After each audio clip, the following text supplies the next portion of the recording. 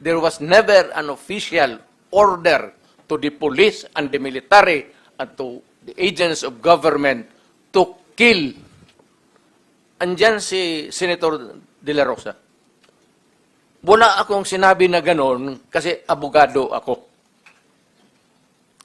Ang sinabi ko, yung sinabi ko nung nagtuturo ako sa Police Academy, that in your fulfillment of duty, yung elements of self-defense would apply to you pag you are trying to arrest a person. Alam mo, ang trabaho ng pulis kasi, pag sinabi mong aarestuhin kita, hindi hinto dyan. The police must arrest and overcome the resistance para madala mo yung kriminal doon sa istasyon at mabok mo para makulong. Yan ang problema at naawa ako sa mga pulis. Hindi mo masabi, bitawan mo yung baril at pag hindi sumunod, sabihin nila ng pulis, o sige, bukas makita tayo dito, huwag ka nang magdala ng baril. Hindi yun ang tinuro ako sa kanila. Nagtuturo ako sa Police Academy. Yan, lahat yan sila dumaan sa akin. Yan, because, yan ang turo ng, sa College of Law. That's the law. Kung ano yung sinabi ko sa police, batas yan. Walang compromise dyan when you are arresting a person. If he resists, pag ayaw magpa-aresto, you have to overcome him. His resistance. Ngayon, pag lumaban, nagkaletse-letse, may baril, may magpatayan talaga. Kaya yan ang problema ng police, kaya naawa ako. Kaya ako rin nandito, guns, siguro, paano na rin ng guns, God sent yung invitation ninyo. Naawa ako dito sa mga police, na tinatawag ninyo, at inaano ninyo, yung trabaho ng police kasi, involves personal contact. Walang trabaho sa pulis, sabihin niya, halika dito, bitawan mo yan, mag-surrender ka, sumama ka sa akin. It is always a confrontation, and if the other guy is armed, there will always be kamatayan or injuries. Mr. President, if I may... Yes, sir.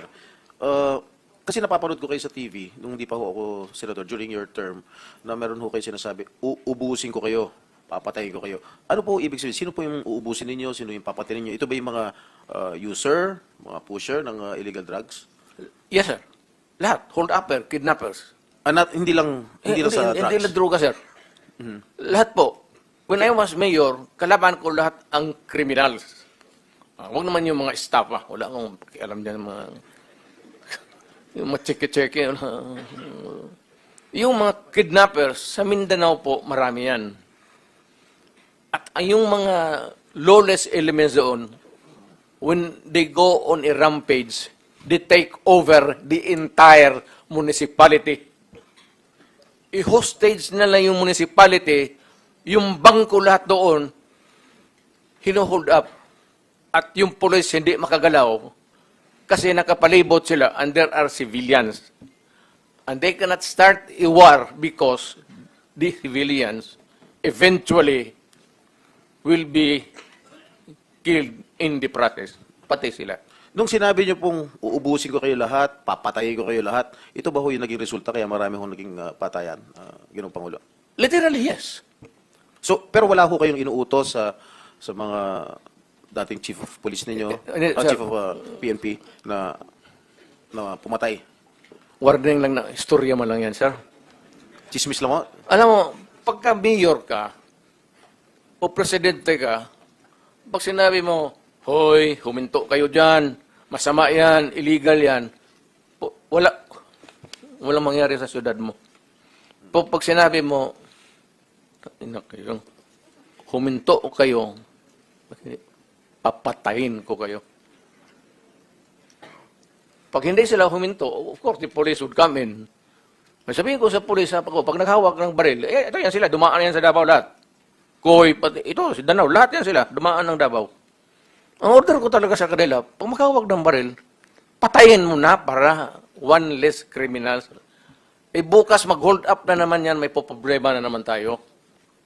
Ganon rin sa poser.